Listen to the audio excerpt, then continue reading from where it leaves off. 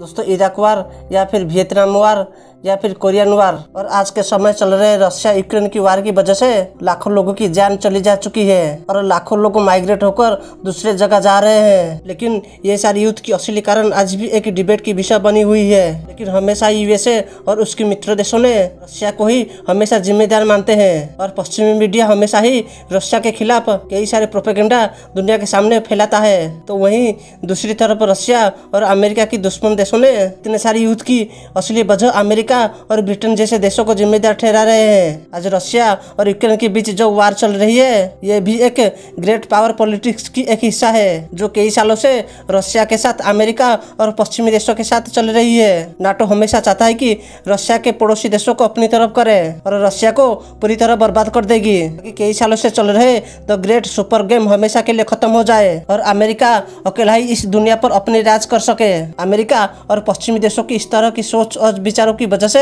आज हमें यूक्रेन और रशिया की वार को देखने के लिए मिला। दोस्तों आज हम इस वीडियो में जानेंगे कि कैसे अमेरिका ने अपनी स्वार्थ के लिए पूरी दुनिया को जंग में ढकेल दिया। दोस्तों सुपर पावर बनने के लिए और दुनिया में नंबर 1 पावर होने के लिए अमेरिका पहले यूएसएसआर और चाइना जैसे देशों को काउंटर करने के लिए अमेरिका ने जो तबाही मचाई इसका पहला एग्जाम्पल हमें वर्ल्ड वार 2 के दौरान देखने के लिए मिला था जब अमेरिका ने हिरोशिमा और नागासाकी के ऊपर परमाणु बम गिराकर दुनिया को यह बताया कि जो भी देश उसके खिलाफ जाएगा उसको पूरी तरह बर्बाद कर देगी। लेकिन दोस्तों अमेरिका की एक पूर्व राष्ट्रपति 1963 में दावा किया कि जापान को हराने के लिए एटम बम का इस्तेमाल करना अमेरिका की एक बेवकूफ भरा काम था। अमेरिका के बहुत सारे ऑफिसर का कहना है कि अमेरिका एटम बम के द्वारा लाखों लोगों को मारने के पीछे असली वजह था पावर पॉलिटिक्स, जहां पर अमेरिका दुनिया के सारे देश और यूएसएसआर के सामने अपनी पावर को दिखा रहा था। कुछ हिस्टोरियन का कहना है कि जब जापान सरेंडर नहीं कर रहा था तब यूएसएसआर जापान को इन्वेट करने के प्लान में था।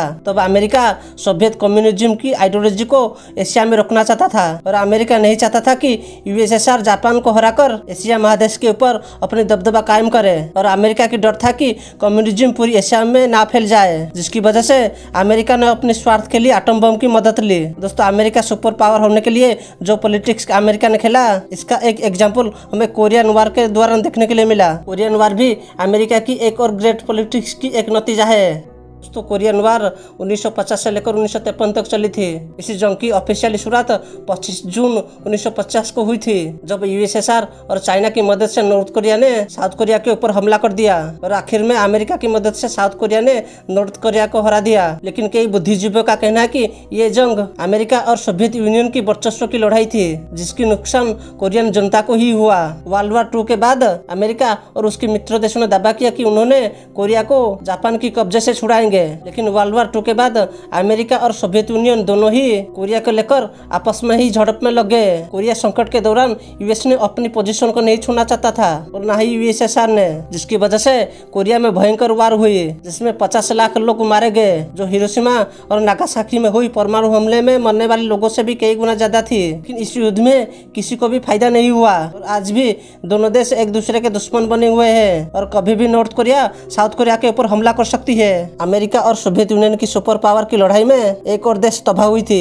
और वो देश था वियतनाम। दोस्तों वियतनाम वार 1955 से लेकर 1975 तक चला। ये वार कम्युनिज्म नॉर्थ वियतनाम के साथ यूएस समर्थित साउथ वियतनाम के साथ हुआ था। 20 साल तक लंबी चली इस युद्ध में ये युद्ध सिर्फ वियतनाम तक सीमित नहीं था बल्कि ये धीरे धीरे करके वियतनाम की पड़ोसी देशों में भी फैल गया था। तो इस वार में भी 10 से 30 लाख लोगों की मौत हुई थी। इसके अलावा 3 लाख कम्बोडियन, 60 लाख लाओस के लोग और 58,000 अमेरिकन भी मारे गए थे। दोस्तों बिना किसी वजह से 20 साल तक वियतनाम लोगों को अमेरिका और यूएसएसआर की पावर स्ट्रगल में वियतनाम लोग फंस गए। कई एक्सपर्ट का मानना है कि एक बार सिर्फ अमेरिका की वजह से ही हुआ था क्योंकि वियतनाम की लोगों ने ही अमेरिका के खिलाफ अपनी आजादी की लड़ाई लड़ी थी। दोस्तों इस तरह की कई सारी घटनाएं कोल्ड वार के दौरान भी हुई थी जैसे क्यूबा मिसाइल क्राइसिस और अफगानिस्तान और यूएसएसआर जैसे वार कोल्ड वार के दौरान हुई थी। इसी तरह की पावर स्ट्रगल वार के दौरान लाखों लोग मरने के साथ करोड़ों लोग माइग्रेट हुए थे। लेकिन दोस्तों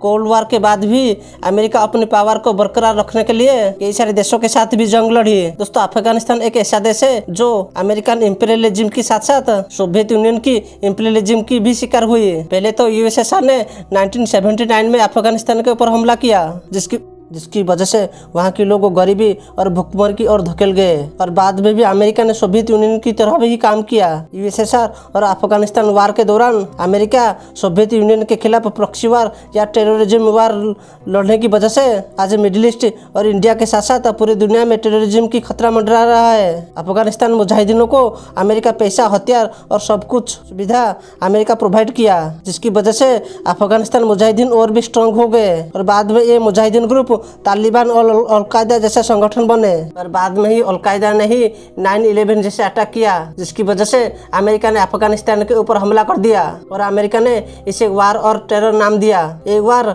2001 से लेकर 2021 तक चली। अमेरिका के इस वार और टेरर में अमेरिका सिर्फ अफगानिस्तान के साथ नहीं लड़ रहा था, बल्कि इस समय काल के दौरान यमन, लीबिया और सीरिया के साथ भी अमेरिका की मिलिट्री लड़ाई चल रही थी। दोस्तों, एक रिपोर्ट के मुताबिक अमेरिका की इस वार और टेरर की वजह से अफगानिस्तान और मिडिल ईस्ट से 3.8 करोड़ लोग अपने देश छोड़कर पलायन कर गए। और सीरियन सिविल वार के दौरान 3 लाख लोग मारे गए और 30 लाख लोग देश छोड़कर यूरोप चले गए। एक आकलन के मुताबिक अमेरिका की इस वार और टेरर में जितने भी सिविल वार और युद्ध हुआ, उसमें 10 लाख लोग मरने के साथ साथ $8 ट्रिलियन की प्रॉपर्टी भी नष्ट हुई। लेकिन अमेरिका की दावा है कि इस वार की असली वजह है मिडिल ईस्ट की टेररिज्म और वहाँ की कई देशों की टेररिज्म को सपोर्ट करना ही इस वार की असली वजह था। लेकिन दोस्तों, कई बुद्धिजीवियों का मानना है कि अमेरिका की इस पावर स्ट्रगल ग्रेट गेम की वजह से जो सारी वार हुई, इसकी असली मकसद है कि अमेरिका की उन देशों की तेल और गैस के ऊपर नजर और वहाँ पर